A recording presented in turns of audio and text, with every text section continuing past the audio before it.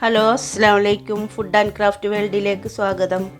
ഇന്നത്തെ എൻ്റെ റെസിപ്പി എന്ന് പറഞ്ഞാൽ ഒരു അടിപൊളി ടേസ്റ്റുള്ള ഒരു നെയ്ച്ചോറിൻ്റെ ഒരു ബീഫ് വിന്താലു ആണ്. അതിൻ്റെ റെസിപ്പിയാണ്. അപ്പോൾ ഇതെങ്ങനെയാണ് തയ്യാറാക്കുന്നത് നമുക്ക് നോക്കാം. അപ്പോൾ അതിനു മുമ്പ് എൻ്റെ ചാനൽ ആരും സബ്സ്ക്രൈബ് ചെയ്തിട്ടില്ലെങ്കിൽ സബ്സ്ക്രൈബ് ചെയ്യണം കേട്ടോ. ഞാനിവിടെ 1 കിലോ ബീഫാണ് എടുത്തിരിക്കുന്നത്. കുറച്ച് നെയ്യൊക്കെയുള്ള ബീഫാണ് എടുത്തേക്കുന്നത്. അപ്പോൾ നമുക്കതിനകത്തേക്ക് ഒരു 1/4 ടീസ്പൂണ് മഞ്ഞൾപ്പൊടി, 1 ടീസ്പൂണ് ഉപ്പ് ഇട്ടിട്ട് നമുക്ക് നല്ലോണം ഒന്ന് മിക്സ് ചെയ്തെടുത്തിട്ട് ഒരു 2 വിസിൽ വന്നവരൊക്കെ നമുക്ക് വേവിച്ചെടുക്കാം. ഒരു ബൗളിലോട്ട് നമുക്കൊരു 3 ടീസ്പൂണ് നമ്മുടെ കാശ്മീരി ചില്ലിയാണ്. അതൊരു 3 ടീസ്പൂൺ എടുത്തിട്ടുണ്ട്. അത് നമുക്ക് നമ്മുടെ ഒരു 1/4 കപ്പാണ്. 1/4 കപ്പ് വിനാഗിരിയിലൊന്ന് കുതിർത്ത് വെക്കാം. ഞാനിവിടെ ഒരു 3 സവാളയാണ് എടുത്തേക്കണത്. അതൊന്ന് കട്ട് ചെയ്തെടുക്കാം. ചെറുതായിട്ട് വേണം കട്ട് ചെയ്തെടുക്കാനായിട്ട്.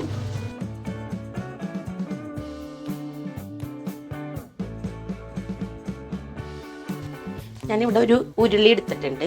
അപ്പം അതിനകത്തേക്ക് 2 ടേബിൾ സ്പൂണ് വെളിച്ചെണ്ണ ഒഴിച്ച് കൊടുക്കാം. നമുക്ക് സൺഫ്ലവർ ഓയിലും വേണമെന്നുണ്ടെങ്കിൽ ഉപയോഗിക്കാം കേട്ടോ. ഞാൻ ഇവിടെ വെളിച്ചെണ്ണയാണ് എടുക്കുന്നത്.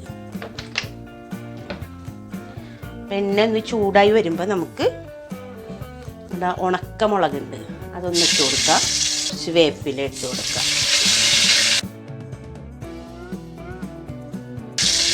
ഞാൻ ഇവിടെ ഒരു 4 പച്ചമുളകാണ് എടുത്തിട്ടുള്ളത്. അതൊന്ന് ഇട്ട് കൊടുക്കുന്നുണ്ട്.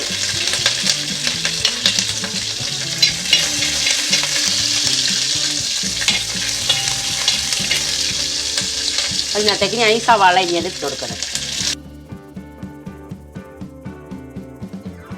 ഇനി ഇതൊന്ന് നല്ലോണം വഴറ്റി കൊടുക്കാം. നമ്മുടെ ഈ കറി 2-3 ദിവസത്തേക്ക് നല്ല ഒരു കേടും വരാതിരിക്കും. ഞാൻ നല്ലോണം സവാളയൊക്കെ വഴറ്റണത്. അതൊരു ബ്രൗൺ കളറാകണ വരെ വഴറ്റിയെടുക്കണം സവാളൻ്റെ കളറെല്ലാം ഒന്ന് മാറി വരുന്നുണ്ട്. കുറച്ച് നേരം കൂടെ ഇതൊന്ന് വഴറ്റിയെടുക്കണം. സവാളയുടെ ഒക്കെ കളറൊക്കെ മാറിയിട്ടുണ്ട്. ഇനി നമുക്ക് ഇതിനകത്തോട്ട് കുറച്ച് മസാലകൾ ഇട്ട് കൊടുക്കാം. 2 ടീസ്പൂണ് നമ്മുടെ എരിവുള്ള മുളക് പൊടിയാണ് കേട്ടത്. നമുക്ക് മല്ലിപ്പൊടി വേണമെന്നുണ്ടെങ്കിൽ ഇട്ടാൽ മതി. പക്ഷെ ഞാൻ ഇവിടെ ഇടണ്ട് മല്ലിപ്പൊടി. അതൊരു 2 ടേബിൾ സ്പൂൺ. ഒരു 1/4 ടീസ്പൂണ് മഞ്ഞൾപ്പൊടി. ഞാനിവിടെ വെളുത്തുള്ളി ഇഞ്ചിയൊക്കെ ഒന്ന് ചതച്ചിട്ടൊന്ന് എണ്ണയിലിട്ടിട്ട് വാട്ടിയിട്ട് ഫ്രിഡ്ജിലോട്ട് എടുത്ത് വെക്കും. എന്തെങ്കിലും ഇറച്ചീൻ്റെ എന്തെങ്കിലുമൊക്കെ വെക്കണമെന്നുണ്ടെങ്കിൽ ഇടാനായിട്ട്. അപ്പോൾ അതിൽ നിന്ന് ഒരു 2 ടീസ്പൂണ് വെളുത്തുള്ളി ചതച്ചതുണ്ട്. അതുപോലെ തന്നെ 2 ടീസ്പൂണ് ഇഞ്ചിയും ചതച്ചത് ഇട്ട് കൊടുക്കുക.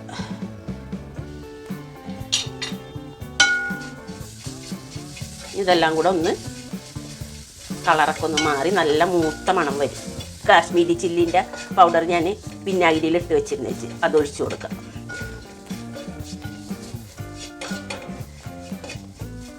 നല്ല മണം വരാൻ തുടങ്ങിയിട്ടുണ്ട്. ഇതിന് ചൂട് കയറിയപ്പോൾ നമുക്ക് നോക്കി ഇനി ഇതിനകത്തോട്ട് നമ്മുടെ വിനാഗിരി അരപ്പും ഇട്ട് കൊടുക്കാം.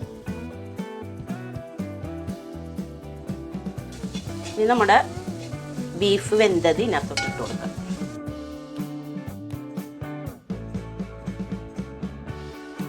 നമുക്ക് ഉപ്പ് വേണമെന്നുണ്ടെങ്കിൽ കുറച്ചുകൂടി ഉപ്പ് ഇട്ട് കൊടുക്കാം. ഉപ്പ് കുറവാണ്, ഉപ്പ് ഇട്ട് കൊടുക്കാം. നമ്മളിവിടെ തക്കാളി ഒന്നും ഇതിനകത്ത് ചേർത്തേന്നില്ല. അതിന് പകരമായിട്ടാണ് വിനാഗിരി. ഇതൊന്ന് ഇനി ഒന്ന് 10-20 മിനിറ്റ് ഒന്ന് കുക്ക് ചെയ്തെടുക്കണം. അപ്പം ആവശ്യത്തിനുള്ള പുളിയൊക്കെയാണ് ഇതിനകത്തുള്ളത്. ഓവറായിട്ട് പുളിയൊന്നുമില്ല വിനാഗിരിയുടെ. ഇതൊന്ന് തിളച്ച് വെക്കേ. അതുവരെ നമുക്ക് വെയിറ്റ് ചെയ്യും. കറിയെല്ലാം നല്ലോണം തിളക്കുന്നുണ്ട്. ഇതൊന്ന് കുറുകി വരണം. നമ്മുടെ കറിയുടെ ഇതെല്ലാം വറ്റിയിട്ടുണ്ട് നല്ലോണം. കറിയെല്ലാം കുറുകി. നമുക്ക് തീയൊന്ന് ഓഫാക്കാം. ഒന്നുകൂടെ പിന്നെയും വറ്റും. നമ്മുടെ ബീഫിൻ്റെ ഒക്കെ കറിയല്ല വിന്താലു റെഡി ആയിട്ടുണ്ട്. എന്താ നല്ലോണം കുറുകി. ഇനി അടുത്തായിട്ട് നമുക്ക് നെയ്ച്ചോറിൻ്റെ പണി തുടങ്ങാം. ഒരു പാൻ അടുപ്പത്ത് വെച്ചിട്ടുണ്ട്. അതിനകത്തോട്ട് നമുക്ക് കുറച്ച് നെയ്യ് ഒഴിച്ച് കൊടുക്കാം. ഒരു പകുതി സവാള, പകുതി സവാളയാണ് എടുത്തിരുന്നത്. അതൊന്ന് ഇട്ട് കൊടുക്കാം. ഒരു പച്ചമുളക് ഇട്ട് കൊടുക്കുന്നുണ്ട്. ഞാൻ ഇവിടെ നെയ്ച്ചോറ് വെക്കുമ്പോൾ ഇതൊക്കെ ഇടണത്. നല്ല ടേസ്റ്റി ആയിട്ടുള്ള നെയ്ച്ചോറാണ് കേട്ടോ. സവാളയൊക്കെ ഒന്ന് വഴന്ന് വന്നപ്പോൾ ഇത്തിരി ഗ്രാമ്പും കുരുമുളകും കറുകപ്പട്ടയും അതൊന്ന് കറുകപ്പട്ട പൊടിച്ചതാണ് എൻ്റെ കയ്യിൽ ഉണ്ടാകുന്നത്. അപ്പോൾ അതൊന്ന് ഇട്ട് കൊടുത്തിട്ടുണ്ട്. ഞാൻ ഇവിടെ ഒരു 3 ഗ്ലാസ് അരിയാണ് എടുത്തേക്കണത്.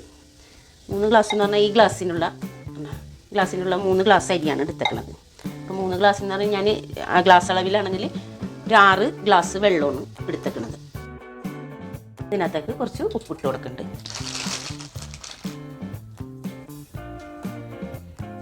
ഇതൊന്ന് വെള്ളം ഒന്ന് തിളക്കട്ടെ.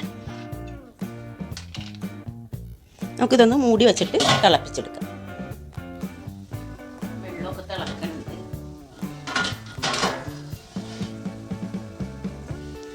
വെള്ളമെല്ലാം നല്ലോണം വെട്ടി തിളക്കുന്നുണ്ട്. അപ്പം നമുക്ക് ഇതിനകത്തോട്ട് ഞാനൊരു കഷ്ണം പൈനാപ്പിൾ മുറിച്ചതാണ്, ചെറുതായിട്ട് പീസാക്കിയതാണ്, അതിട്ട് കൊടുക്കുന്നുണ്ട്. ഒരു സ്പൂണ് നാരങ്ങ നീര് ഒഴിച്ച് കൊടുക്കുന്നുണ്ട്. നമുക്ക് അതിനകത്തോട്ട് അരി ഇട്ട് കൊടുക്കാം. ഞാൻ അരി ഇവിടെ കഴുകി വെള്ളമൊക്കെ ഊറ്റിയതാണ്. കുറച്ചുകൂടി നെയ്യ് ഒഴിച്ച് കൊടുക്കാം. നമുക്ക് നെയ്യ് കുറച്ച് അധികം ഒഴിച്ചാലേ അതിന് ടേസ്റ്റ് ഉണ്ടാവുള്ളൂ. നമുക്ക് തീയൊന്ന് കുറച്ച് നേരം കൂട്ടിയിടാം. എന്നിട്ട് കുറച്ച് കഴിയുമ്പോൾ നമുക്ക് ഇതൊന്ന് സിമ്മിലാക്കിയിടാം. പിന്നെ ഇതൊന്ന് നല്ലോണം തിളക്കണ വരക്കും നമുക്കൊന്ന് മൂടി വെക്കാം.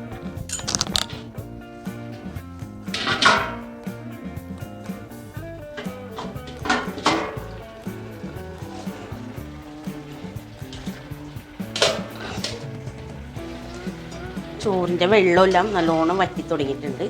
നമുക്ക് ഇതൊന്ന് പൊക്കിയിട്ട് ഇതിൻ്റെ അടിയിലൊരു പാൻ വെച്ച് കൊടുക്കാം. പഴയ പാൻ ഉണ്ടെങ്കിൽ അതൊന്ന് വെച്ച് കൊടുക്കുന്നതിനാൽ നമുക്ക് ചോറൊന്ന് അടി പിടിക്കൂല.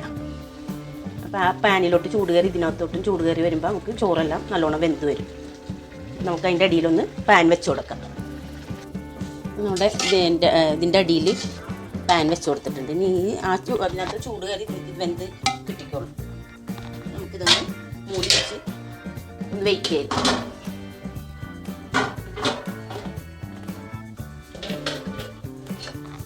ചോറെല്ലാം റെഡി ആയിട്ടുണ്ട്.